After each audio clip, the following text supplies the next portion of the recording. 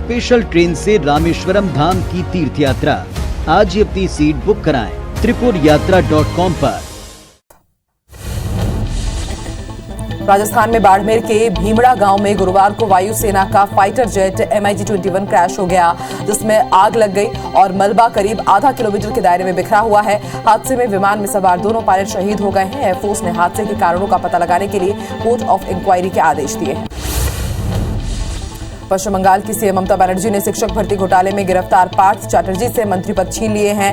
Party पदों से भी उसे हटा दिया गया है। गिरफ्तारी के 5 दिन बाद ममता ने यह एक्शन लिया है। बुधवार से गुरुवार तक चली 18 घंटे की रेड में ईडी ने पार्थ की करीब अर्पिता के दूसरे घर से 27 करोड़ रुपए से भी ज्यादा कैश और 5 किलो गोल्ड जब्त किया।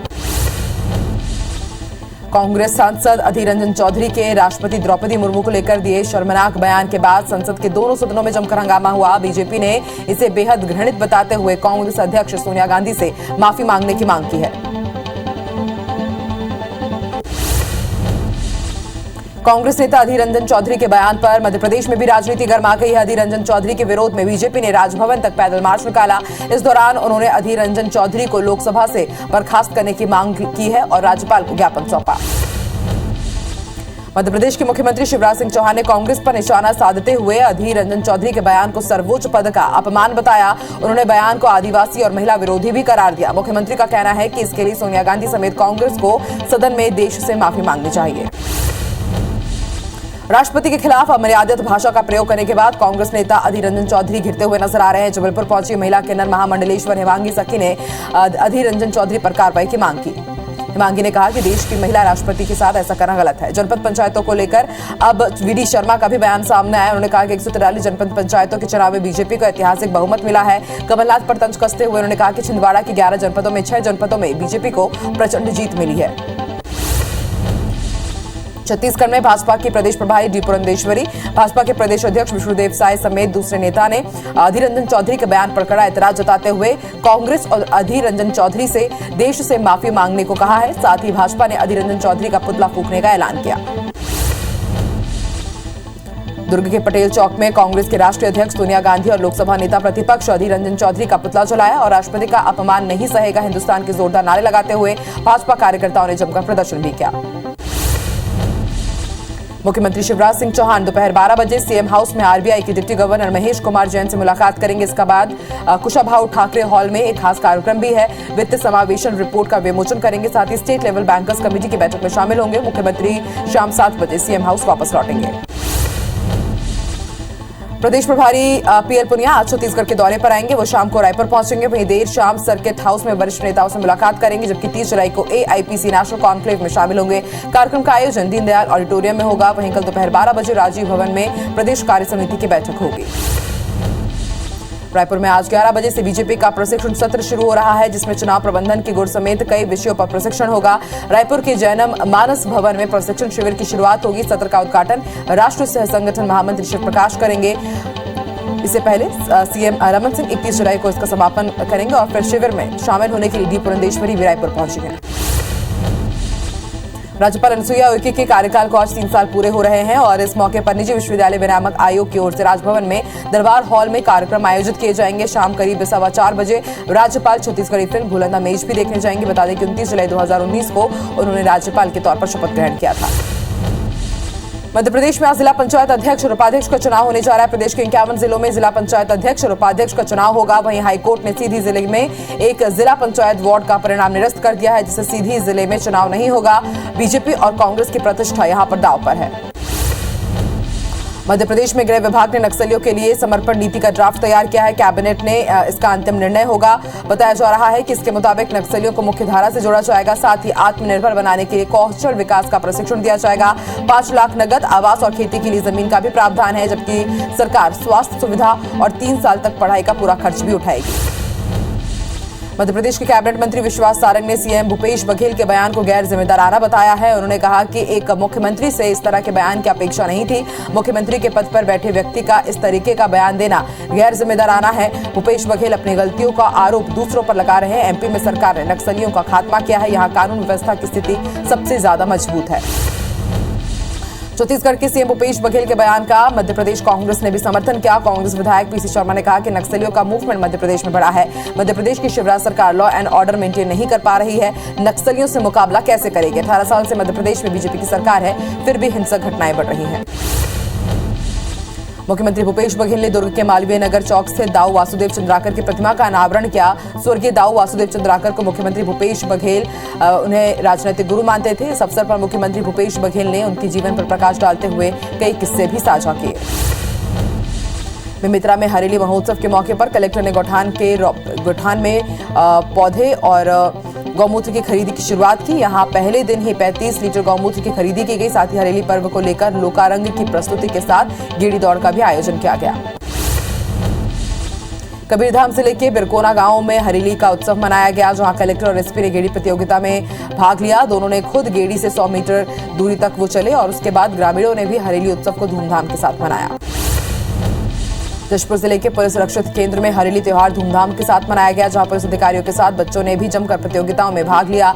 हरेली पर्व पर रक्षित केंद्र में बच्चों के साथ कर्मचारियों ने गेड़ी दौड़, नींबू दौड़, फुगड़ी, कुर्सी दौड़ और रंगारंग कार्यक्रमों में सभी ने बढ़ चढ़कर हिस्सा लिया। इंदौर पुलिस ने पर्यावरण और हरियाली उत्सव के मौके पर पुलिस कंट्रोल रूम रीगल कार्यालय में पौधारोपण किया। साथ ही जनता से वृक्षारोपण को लेकर अपील की। इस मौके पर एडिशनल सीपी, यातायात डीसीपी सहित कई अधिकारी भी मौजूद रहे। गृह मंत्री नरोत्तम मिश्रा अपने एक दिवसीय प्रवास पर दतिया पहुंचे, जहां उन्होंने अपने निवास पर लोगों की समस्याओं को सुना। साथ ही जिला पंचायत अध्यक्ष चुनाव में निर्विरोध बीजेपी अध्यक्ष चुने जाने को लेकर सदस्यों से चर्चा की। केंद्रीय कर्मचारियों के समान महंगाई और आवास भत्ते की मांग को लेकर सरकारी कर्मचारी आंदोलन कर रहे हैं। आज हड़ताल का 5वीं और आखिरी दिन है, जिसका असर प्रदेश भर में देखने को मिल रहा है। सरकारी दफ्तरों पर ताले लटके मिल रहे हैं। कर्मचारी नेता कमल वर्मा ने कहा कि आज पूरे प्रदेश में कर्मचारी शक्ति प्रदर्शन करेंगे। बेमेतरा जिले के सरकारी कर्मचारियों सहित स्कूलों के टीचर्स हड़ताल पर हैं। इससे एक तरह स्कूलों में बच्चे खेलते नजर आ रहे हैं और वहीं दूसरी तरफ सरकारी दफ्तरों में लोग भटकते नजर आ रहे हैं। अधिकारी कर्मचारी अपनी मांगों को लेकर हड़ताल पर हैं। इधर बच्चों का भविष्य अंधकार में होते नजर आ रहा है। सोनिया गांधी के समर्थन में ग्वालियर में युवा कांग्रेस ने प्रदर्शन किया। कार्यकर्ताओं ने नारेबाजी करते हुए केंद्र सरकार की अर्थी निकाली। युवा कांग्रेस का कहना है कि केंद्र सरकार बेवजह विपक्ष को परेशान कर रही है। बिलासपुर में संगठन चुनाव को लेकर कांग्रेस में गहमागहमी तेज हो गई है। संगठन चुनाव पर चर्चा और रायशुमारी के लिए कांग्रेस के जिला निर्वाचन अधिकारी बिलासपुर पहुंचे, जहां कांग्रेस कार्यालय में ब्लॉकों के पार्टी कार्यकर्ता और संभावित दावेदारों से उन्होंने 1 to 1 चर्चा कर रायशुमारी की। इस दौरान पदाधिकारी बनने कांग्रेस जमकर लॉबिंग और शक्ति प्रदर्शन करते हुए वहां के कार्यकर्ता नजर आए। छत्तीसगढ़ प्रदेश युवा कांग्रेस ने ट्रेनों में सीनियर सिटीजन को दी जाने वाली रियायत को दोबारा शुरू करने की मांग को लेकर रायपुर डीआरएम को ज्ञापन सौंपा।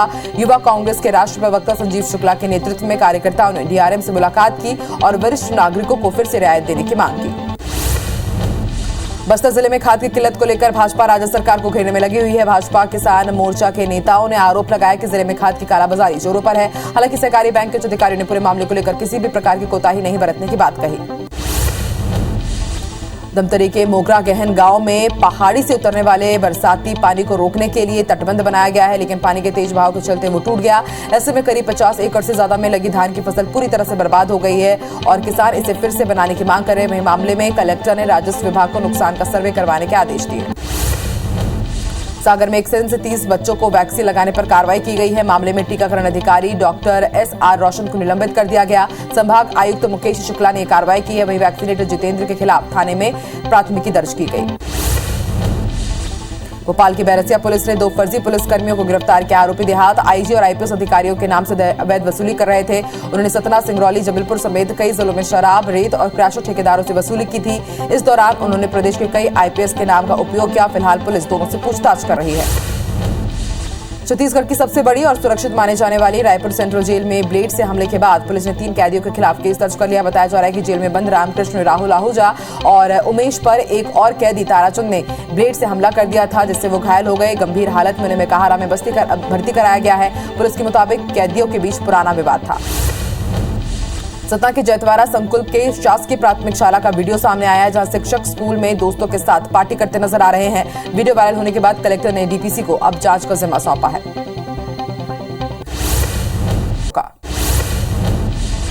इंदौर के खुड़ैल थाना इलाके में एक ग्रामीण ने फांसी लगाकर जान देने की कोशिश की। पूरा मामला जमीन विवाद का है, जिससे परेशान होकर पीड़ित ने आत्महत्या जैसा कदम उठाया। फिलहाल ग्रामीण को बचा लिया गया है, लेकिन हालत गंभीर होने पर उन्हें अस्पताल में भर्ती कराया गया। जशपुर थाना इलाके में एक युवक ने जेसीबी के अंदर फांसी लगा ली। बताया जा रहा है कि मृतक लंबे समय से जशपुर में जेसीबी चलाने का काम करता था। मृतक झारखंड के गुमला जिले का रहने वाला है। फिलहाल पुलिस शव को पोस्टमार्टम के लिए भेज चुकी है। मामले की जांच कर रही है। इंदौर के मानपुर पुलिस ने चंबल नदी में मिली युवती की लाश को लेकर एक आरोपी को गिरफ्तार किया है, जिससे पुलिस मुख्य आरोपी सोहन की तलाश के संबंध में पूछताछ की जा रही है। आरोपी अमित ने अपने साथी सोहन के साथ मिलकर मानपुर में रहने वाली युवती को भगाने में सहयोग किया था। दुर्ग जिले के सिपकोना गांव में एक 2.5 साल की बच्ची का शव घर में मिला है। पिता पर हत्या का आरोप है। घटना की सूचना पर पुलिस की टीम मौके पर पहुंची और आरोपी पिता को हिरासत में लिया। फिलहाल हत्या का कारण अज्ञात है। जशपुर जिले के तुमला थाना इलाके में जमीन विवाद को लेकर छोटे भाई ने बड़े भाई की हत्या कर दी। मृतक की पत्नी ने शिकायत थाने में दर्ज कराई, जिसके बाद आरोपी को गिरफ्तार किया गया। पीड़िता के मुताबिक आरोपी ने शराब के नशे में उनके पति पर कुल्हाड़ी से हमला किया, जिसके बाद वो घायल हो गए और इलाज के दौरान उनकी मौत हो गई। जांजगीर चांपा के बाराद्वार में चिता बुझाने के मामले में पुलिस ने सरपंच पति समेत 6 लोगों को गिरफ्तार किया है। साथ ही 10 से ज्यादा लोगों के खिलाफ एफआईआर दर्ज किया गया। 3 घंटे तक चक्काजाम रहने के बाद आखिरकार शव का अंतिम संस्कार किया गया। ग्वालियर में सगी बहन ने भाई पर रेप और भाभी का सहयोग करने का आरोप लगाया है। पुलिस के अनुसार कोरोना से पिता की मौत के बाद पीड़िता भाई भाभी के साथ रह रही थी, जिसकी शिकायत पर थाटीपुर थाना पुलिस ने आरोपी भैया भाभी को गिरफ्तार किया। जबलपुर नगर निगम की ओर से खतरनाक रूप से जर्जर हो चुके भवनों को हटाने की कार्रवाई जारी है। इस बीच मदन महल इलाके के कालीमठ क्षेत्र में दास बिल्डिंग नाम के जर्जर भवन पर प्रशासन का बुलडोजर चला। कार्रवाई के समय सुरक्षा के लिहाज से पुलिस बल भी तैनात रहा। दरअसल नगर निगम की ओर से शहर भर में करीब 70 जर्जर भवनों को चिन्हित किया गया है, जिन पर कार्रवाई होनी है। जशपुर में पुलिस सोशल मीडिया के माध्यम से नाबालिग से ब्लैकमेल करने वाले आरोपी को गिरफ्तार कर चुके हैं। आरोपी अलग अलग आईडी के माध्यम से अश्लील वीडियो बनाकर बीते 1 साल से ब्लैकमेल कर रहा था, जिसकी शिकायत पर पुलिस ने आरोपी को झारखंड के सिमडेगा से गिरफ्तार किया। ग्वालियर में एक युवक ने पिता पुत्र पर ठगी का आरोप लगाया है। पीड़ित के मुताबिक मंत्रालय में नौकरी लगवाने का झांसा देकर दोनों आरोपी ने युवक से 10 लाख रुपए ठग लिए थे और फर्जी ज्वाइनिंग लेटर दे दिया। युवक को जब ज्वाइनिंग नहीं मिली तब उनको ठगी का एहसास हुआ, जिसके बाद पीड़ित ने मामले की शिकायत थाने में कराई। मध्य प्रदेश में नर्सिंग कॉलेजों के फर्जीवाड़े पर जबलपुर हाईकोर्ट ने एमपी नर्सिंग काउंसिल और चिकित्सा शिक्षा विभाग से जवाब मांगा है। हाईकोर्ट ने एमपी नर्सिंग काउंसिल के रजिस्ट्रार और चिकित्सा शिक्षा विभाग के निदेशक से अपना जवाब शपथ पत्र में पेश करने का आदेश दिया है और मामले पर अगली सुनवाई के लिए 16 अगस्त की तारीख तय कर दी गई है। गुरेला में शिक्षक की बेटियों और पत्नी से करीब 2.25 लाख रुपए की ठगी का मामला सामने आया है। पुलिस के मुताबिक कोड़गार में पदस्थ शिक्षक दिनेश कश्यप की छोटी बेटी की दोस्ती इंस्टाग्राम में इशिका जायसवाल से हुई थी, जिसने बिटकॉइन दिलाकर पैसे कमाने का लालच देकर टीचर, उसकी पत्नी और दोनों बेटियों से 6 खातों से पैसे निकाल लिए। रायपुर के उर्ला बाजार में सब्जी खरीदने गए एक शख्स से पैसे लूटने वाले 4 आरोपियों को पुलिस ने गिरफ्तार किया है। पुलिस के मुताबिक 2 दोस्त पैदल सब्जी खरीदने जा रहे थे, तभी बाइक सवार 4 बदमाशों ने पहले उनसे मोबाइल छीनने की कोशिश की, लेकिन छीन नहीं पाए और मौके से फरार हो गए। इसके बाद बदमाश वापस लौटे और दोबारा उन पर हमला कर मारपीट की और जेब में रखे 10,000 रुपए छीन लिए। जांजगीर चांपा के अकलतरा में कापन रोड स्थित लीलवा डी कॉलोनी में 5 घरों में ताले टूटे और लैब टेक्नीशियन के सोने घर से जेवरात नकद की चोरी हो गई। मामले में पुलिस जांच कर रही है। चोर की घटना सीसीटीवी में कैद हुई है। रायपुर पुलिस ने सोशल मीडिया पर हथियार के साथ वीडियो डालने वाले 3 बदमाशों को गिरफ्तार किया है। दहशत फैलाने के इरादे से ये वीडियो डाले गए थे। गिरफ्तार शातिर बदमाश लक्ष्मणदीप ने पूछताछ में बताया कि वो देसी कट्टा और 4 जिंदा कारतूस मध्य प्रदेश के सतना से लाया था। बदमाशों ने महादेव घाट के पास फायरिंग भी की थी। रायपुर पुलिस ने नशे के खिलाफ कार्रवाई करते हुए एक आरोपी को गिरफ्तार किया है। साथ ही उसके पास से करीब 1000 प्रतिबंधित नशीली गोलियों का जखीरा बरामद किया गया। साइबर सेल और तेलीबांधा पुलिस को सूचना मिली थी कि एक शख्स प्रतिबंधित नशीली दवाई बेचने के फिराक में है, जिसके बाद पुलिस ने कार्रवाई की। तमिलनाडु दौरे के दौरान प्रधानमंत्री नरेंद्र मोदी ने चेन्नई में अन्ना विश्वविद्यालय के 42वें दीक्षांत समारोह में हिस्सा लिया। इस अवसर पर तमिलनाडु के मुख्यमंत्री एम.के. स्टालिन और तमिलनाडु के राज्यपाल आर.एन. रवि भी उपस्थित रहे। वहीं पीएम ने 69 गोल्ड मेडल विजेताओं को स्वर्ण पदक और सर्टिफिकेट दिए।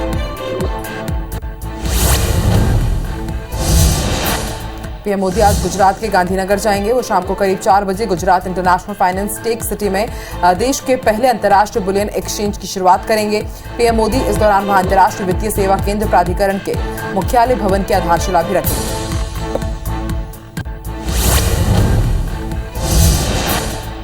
एयरलाइन कंपनी इंडिगो का एक विमान अचानक रनवे से फिसलकर किनारे चला गया, जिसके बाद किसी तरह पायलट ने उसे रोका और यात्रियों को उतारा गया।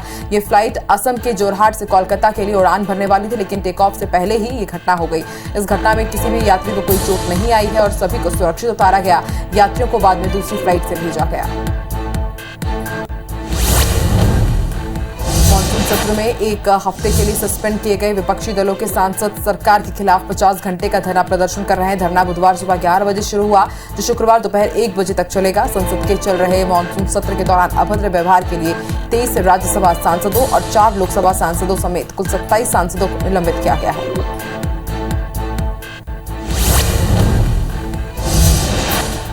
असम के मोरीगांव में मदरसा चलाने वाले व्यक्ति मुस्तफा को अलकायदा से जुड़ी अंसारुल्लाह बांग्ला टीम की फाइनेंसिंग को लेकर के पकड़ा गया है। आतंकी संगठन AQIS और ABT के साथ संबंध रखने को लेकर मोरीगांव, बारपेटा, गुवाहाटी और गोलपारा से 11 व्यक्तियों को हिरासत में लिया गया है, जिनसे पूछताछ जारी है।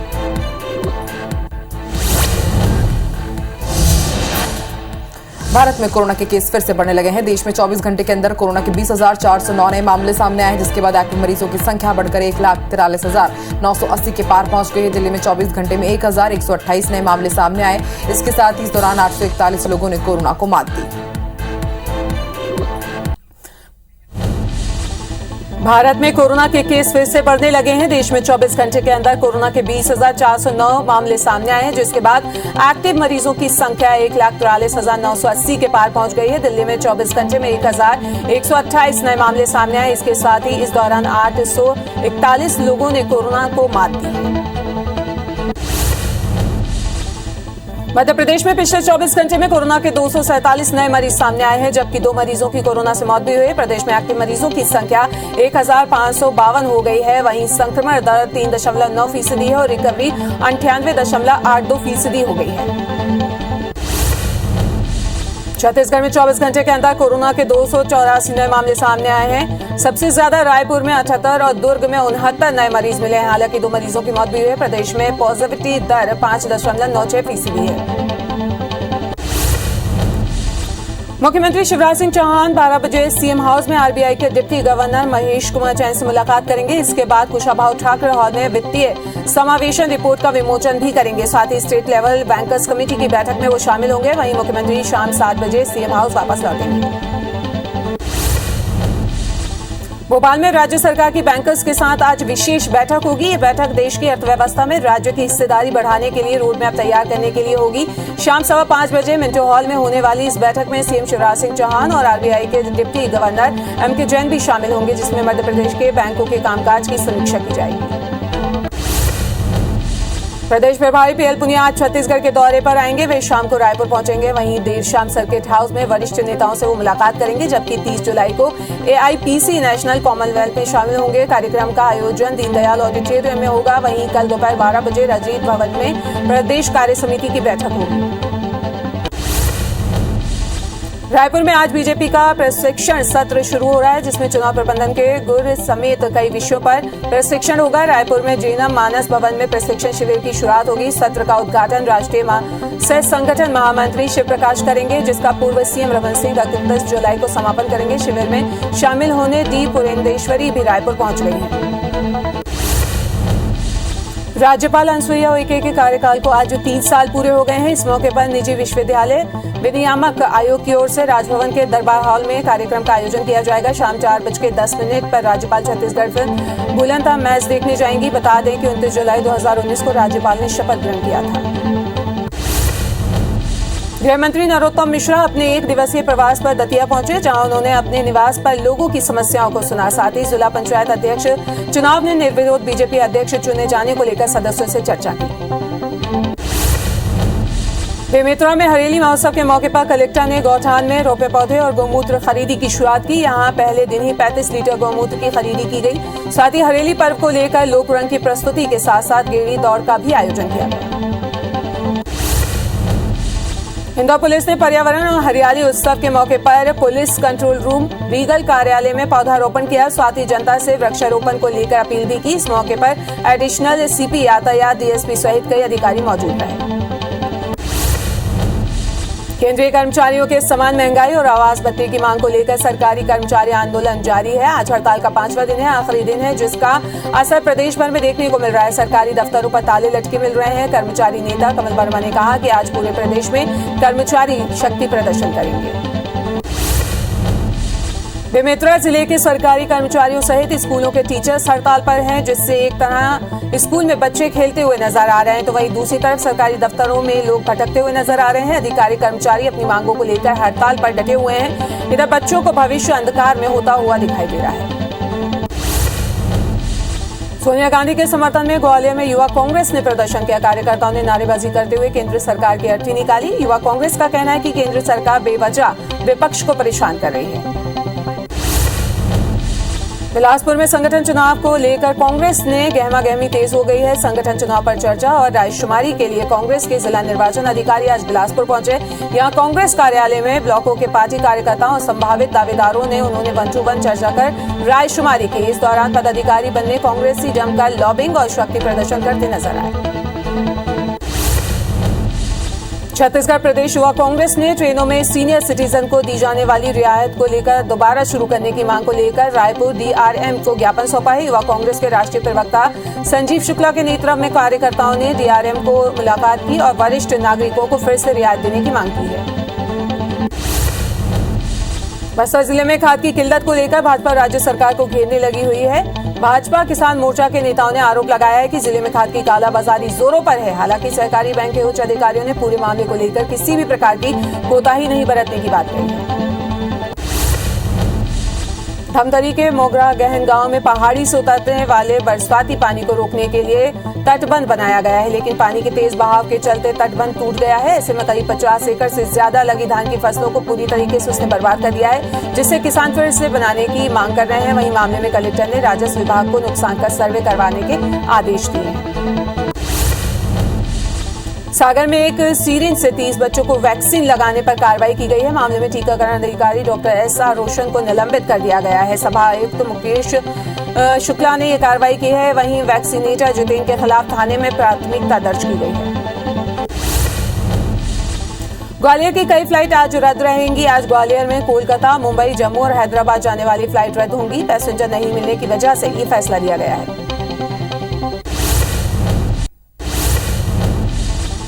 एयरलाइन कंपनी इंडिगो का एक विमान अचानक रनवे से फिसलकर किनारे चला गया, जिसके बाद किसी तरह पायलट ने उसे रोका और यात्रियों को उतारा गया। ये फ्लाइट असम के जोरहट से कोलकाता के लिए उड़ान भरने वाली थी, लेकिन टेक ऑफ से पहले ही ये घटना हो गई। इस घटना से किसी भी यात्री को कोई चोट नहीं आई है और सभी को सुरक्षित उतार लिया गया। यात्रियों को बाद में दूसरी फ्लाइट से भेजा गया। राजस्थान में बाड़मेर में भीमड़ा गांव में गुरुवार को वायुसेना का फाइटर जेट MiG-21 क्रैश हो गया है, जिसमें आग लग गई है और मलबा करीब आधे किलोमीटर के दायरे में बिखर गया। हादसे में विमान में सवार दोनों पायलट शहीद हो गए हैं। एयरफोर्स ने हादसे के कारणों का पता लगाने के लिए कोर्ट ऑफ इंक्वायरी का आदेश दिया है। घटना के तुरंत बाद रक्षा मंत्री राजनाथ सिंह ने वायुसेना प्रमुख air chief marshal BR Chaudhary से मामले की जानकारी ली। साथ ही शोक जताते हुए कहा कि MiG-21 ट्रेनर विमान के दुर्घटनाग्रस्त में 2 वायु योद्धाओं को खोने से गहरा दुख हुआ है। राष्ट्र के प्रति उनकी सेवा को कभी भुलाया नहीं जा सकेगा। दुख की इस घड़ी में मेरी संवेदनाएं शोक परिवार के साथ है। मॉनसून सत्र में एक हफ्ते के लिए सस्पेंड किए गए विपक्षी दलों के सांसद सरकार के खिलाफ 51 घंटे का धरना प्रदर्शन कर रहे हैं। धरना बुधवार सुबह 11 बजे शुरू हुआ, जो शुक्रवार दोपहर 1 बजे तक चलने वाला है। संसद के चल रहे मॉनसून सत्र के दौरान अभद्र व्यवहार के लिए 23 राज्यसभा सांसदों और 4 लोकसभा सांसदों समेत कुल 27 सांसदों का निलंबित किया गया था। सांसदों का धरना संसद भवन परिसर के अंदर बनी गांधी प्रतिमा के सामने चल रहा है। आज धरने का तीसरा दिन है। इसे लेकर आम आदमी पार्टी सांसद संजय सिंह ने कहा कि गुजरात में जहरीली शराब पीने से 70 लोगों की मौत हो चुकी है। उसी गुजरात में भाजपा का राज है। यही मुद्दे में सदन में उठाना चाहता था, लेकिन मुझे निलंबित कर दिया गया। पीएम मोदी आज गुजरात के गांधीनगर जाएंगे। वे शाम को करीब 4 बजे Gujarat international finance tech city में देश के पहले अंतर्राष्ट्रीय बुलियन एक्सचेंज की शुरुआत करेंगे। पीएम मोदी इस दौरान वहां अंतर्राष्ट्रीय वित्तीय सेवा केंद्र प्राधिकरण के मुख्यालय भवन की आधारशिला भी रखेंगे। असम के मोरीगांव में मदरसा चलाने वाले व्यक्ति मुस्तफा का अल-कायदा से जुड़ी अंसारुल्लाह बांग्ला टीम की फाइनेंसिंग को लेकर पकड़ा गया है। आतंकी संगठनों AQIS ABT के साथ संबंध रखने को लेकर मोरीगांव, बारपेटा, गुवाहाटी और गोलपारा में 11 व्यक्तियों को हिरासत में लिया गया है, जिनसे पूछताछ जारी है। पश्चिम बंगाल की सीएम ममता बनर्जी ने शिक्षक भर्ती घोटाले में गिरफ्तार पार्थ चटर्जी से मंत्री पद छीन लिया है। पार्टी पदों से भी उन्हें हटा दिया गया है। गिरफ्तारी के 5 दिन बाद ममता ने यह एक्शन लिया है। बुधवार से गुरुवार तक चली 18 घंटे की रेड में ईडी ने पार्थ की करीबी अर्पिता के दूसरे घर से 27.9 करोड़ रुपए का कैश और 5 किलो गोल्ड जब्त किया है। अब युवाओं को वोटर लिस्ट में अपना नाम दर्ज कराने के लिए 18 साल की उम्र पूरी करने का इंतजार नहीं करना पड़ेगा। युवा 17 साल के होने पर वोटर कार्ड के लिए एडवांस में अप्लाई कर सकेंगे। पहले युवाओं को 18 साल की उम्र पूरी होने के बाद 1 जनवरी का इंतजार करना पड़ता था। अब 17 साल से ज्यादा होते ही 3 बार 1 जुलाई, 1 अप्रैल और 1 अक्टूबर को अप्लाई कर सकेंगे। वनडे सीरीज में वेस्टइंडीज का सुपड़ा साफ करने के बाद अब टीम इंडिया T20 सीरीज में कैरेबियाई टीम से भिड़ेगी। पहला मुकाबला त्रिदाद स्थित ब्राउन लारा क्रिकेट स्टेडियम में खेला जाएगा। भारतीय टीम अगर सीरीज के 5 मुकाबले जीत जाएगी तो ये एक नया रिकॉर्ड अपने नाम कर लेगी। इंग्लैंड के बर्मिंघम शहर में 22वें कॉमनवेल्थ खेलों का शानदार आगाज हुआ है। इसमें 72 देशों के 5000 से ज्यादा एथलीट भाग लेने जा रहे हैं। भारत के 213 खिलाड़ी 16 खेलों में शिरकत करेंगे। देश की राष्ट्रपति द्रौपदी मुर्मू ने कॉमनवेल्थ गेम्स के लिए भारतीय टीम को शुभकामनाएं दी हैं। कॉमनवेल्थ गेम्स के पहले दिन के मुकाबले आज से शुरू होंगे। कॉमनवेल्थ गेम्स में भारत और पाकिस्तान के बीच शाम 6:30 बजे बैडमिंटन का मुकाबला होगा। वहीं महिला क्रिकेट टीम का मुकाबला ऑस्ट्रेलिया से होगा। स्पोर्ट्स मल्टी इवेंट के पहले दिन 16 गोल दांव पर होंगे। इनमें सबसे ज्यादा 7 गोल तो स्विमिंग में है। देश के कई राज्यों में बारिश का कहर जारी है। मौसम विभाग ने दिल्ली, हरियाणा, पंजाब समेत उत्तर भारत में 1 अगस्त तक भारी बारिश की संभावना जताई है। राजस्थान में बाढ़ से हालात खराब हो गए हैं। जम्मू में बारिश की वजह से स्कूल बंद करने के आदेश दिए गए हैं। इधर हिमाचल प्रदेश में कुल्लू जिले में बादल फटने से 6 लोग घायल हुए। रायपुर में बादल छटते ही एक बार फिर गर्मी बढ़ गई है। मौसम विभाग के मुताबिक अगले 2 दिनों तक मौसम ऐसे ही रहेगा। रायपुर का तापमान 4 डिग्री बढ़ गया है। वहीं प्रदेश के सबसे गर्म कुरूद और मुंगेली रहा है। यहाँ का अधिकतम तापमान 34.6 डिग्री रिकॉर्ड किया गया। न्यूनतम तापमान में भी बढ़ोतरी दर्ज की गई है। मध्य प्रदेश के कई जिलों में आज भारी बारिश के आसार हैं। मौसम विभाग के मुताबिक दक्षिण पूर्वी बंगाल की खाड़ी में साइक्लोनिक सर्कुलेशन एक्टिव हो गया है, जिसके चलते विदिशा, रायसेन, शिवपुरी, बालाघाट में भारी बारिश की संभावना है। वहीं जबलपुर, भोपाल संभाग के जिलों में हल्की बारिश हो सकती है। भोपाल में 2 दिनों में बारिश नहीं होगी। राजधानी रायपुर की 26 वाली टंकियों में जल आपूर्ति 48 घंटे तक बंद रहेगी। दरअसल नगर निगम के 150 MLD वाले फिल्टर प्लांट को 1 अगस्त की शाम से 48 घंटे के लिए बंद रखा जाएगा, जिसमें राजधानी के 43 वार्ड प्रभावित होंगे। 1 अगस्त की शाम से 3 अगस्त की सुबह तक आधे शहर में पानी की आपूर्ति नहीं होगी। तमिलनाडु दौरे के दौरान प्रधानमंत्री नरेंद्र मोदी ने चेन्नई में अन्ना विश्वविद्यालय के 42वें दीक्षांत समारोह में हिस्सा लिया। इस अवसर पर तमिलनाडु के मुख्यमंत्री M.K. स्टालिन और तमिलनाडु के राज्यपाल R.N. रवि भी उपस्थित रहे। वहीं पीएम ने 69 गोल्ड मेडल विजेताओं को स्वर्ण पदक और सर्टिफिकेट प्रदान किया।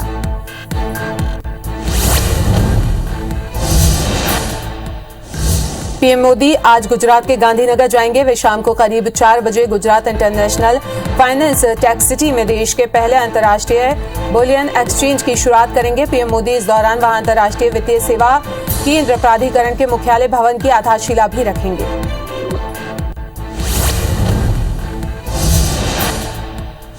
एयरलाइन कंपनी इंडिगो का एक विमान अचानक रनवे से फिसलकर किनारे चला गया, जिसके बाद किसी तरीके से पायलट ने उसे रोका और यात्रियों को उतारा गया। ये फ्लाइट असम के जोरहाट से कोलकाता के लिए उड़ान भरने वाली थी, लेकिन टेक ऑफ से पहले ही ये घटना हो गई। इस घटना से किसी भी यात्री को कोई चोट नहीं आई है और सभी को सुरक्षित उतार लिया गया है। यात्रियों को बाद में दूसरी फ्लाइट से भेजा गया।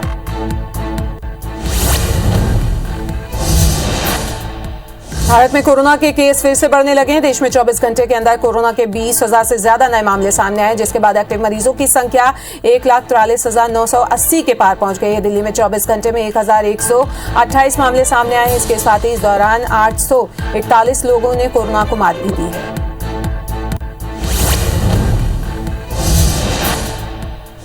असम के मोरी गांव में मदरसा चलाने वाले व्यक्ति मुस्तफा को अलकायदा से जुड़ी अंसारुल्लाह बांग्ला की टीम ने फाइनेंशियली को लेकर पकड़ा है। आपको बता दें कि आतंकी संगठनों AQIS और ABT के साथ संबंध रखने को लेकर मोरी गांव, बारपेटा, गुवाहाटी और गोलपारा में 11 व्यक्तियों को हिरासत में लिया गया है, जिनसे पूछताछ जारी है। पश्चिम बंगाल में पार्थ चटर्जी के करीबी अर्पिता मुखर्जी के ठिकानों पर ईडी की छापेमारी जारी है। ईडी की टीम आज अर्पिता को मेडिकल टेस्ट के लिए ले गई है तो अर्पिता मुखर्जी फूट फूट कर रोने लगी। ईडी को छापेमारी में अब तक 40 करोड़ से ज्यादा कैश बरामद हुआ है। पीएम मोदी आज गुजरात के गांधीनगर जाएंगे। वे शाम को करीब 4 बजे Gujarat international finance tech city में देश के पहले अंतर्राष्ट्रीय बुलियन एक्सचेंज की शुरुआत करेंगे। पीएम मोदी इस दौरान वहां अंतर्राष्ट्रीय वित्तीय सेवा केंद्र प्राधिकरण के मुख्यालय भवन की आधारशिला भी रखेंगे। तमिलनाडु दौरे के दौरान प्रधानमंत्री नरेंद्र मोदी ने चेन्नई में अन्ना विश्वविद्यालय के 42वें दीक्षांत समारोह में हिस्सा लिया। इस अवसर पर तमिलनाडु के मुख्यमंत्री एम.के. स्टालिन और तमिलनाडु के राज्यपाल आर.एन. रवि भी उपस्थित रहे। वहीं पीएम ने 69 गोल्ड मेडल विजेताओं को स्वर्ण पदक और सर्टिफिकेट प्रदान किया। भारत में कोरोना के केस फिर से बढ़ने लगे हैं। देश में 24 घंटे के अंदर कोरोना के 20,000 से ज्यादा नए मामले सामने आए हैं, जिसके बाद एक्टिव मरीजों की संख्या बढ़कर 1,43,980 के पार पहुंच गई है। दिल्ली में 24 घंटे में 1,128 मामले सामने आए हैं। इसके साथ ही इस दौरान 841 लोग ठीक भी हुए। राजस्थान में बाड़मेर के भीमड़ा गांव में गुरुवार को वायुसेना का फाइटर जेट MiG-21 क्रैश हो गया है, जिसमें आग लग गई है और मलबा करीब आधा किलोमीटर के दायरे में बिखरा गया। हादसे में विमान में सवार दोनों पायलट शहीद हो गए हैं। एयरफोर्स ने हादसे के कारण का पता लगाने के लिए कोर्ट ऑफ इंक्वायरी का आदेश दिया है। घटना के तुरंत बाद रक्षा मंत्री राजनाथ सिंह ने वायुसेना प्रमुख air chief martial V.R. Chaudhary से पूरे मामले की जानकारी ली है। साथ ही शोक जताते हुए कहा है कि MiG-21 ट्रेनर विमान के दुर्घटना में 2 वायु योद्धाओं के खोने से गहरा दुख हुआ है। राष्ट्र के प्रति उनकी सेवा को कभी भुलाया नहीं जा सकेगा। दुख की इस घड़ी में मेरी संवेदना शोक संपन्न परिवार के साथ है।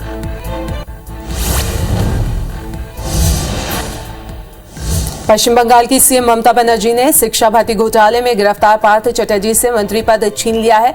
पार्टी पदों से भी हटा दिया गया है। गिरफ्तारी के 5 दिन बाद ममता ने ये एक्शन लिया है। बुधवार से गुरुवार तक चली 18 घंटे की रेड में ईडी ने पार्थ की करीबी अर्पिता के दूसरे घर से भी 27.9 करोड़ रुपए कैश और 5 किलो गोल्ड जब्त किया है। वनडे सीरीज में वेस्टइंडीज का सुपर साफ करने के बाद अब टीम इंडिया T20 सीरीज में कैरेबियाई टीम से भिड़ेगी। पहला मुकाबला त्रिनाद स्थित ब्रायन लारा क्रिकेट स्टेडियम में खेला जाएगा। भारतीय टीम अगर सीरीज के 5 मुकाबले जीत जाती है तो एक नया रिकॉर्ड अपने नाम कर लेगी।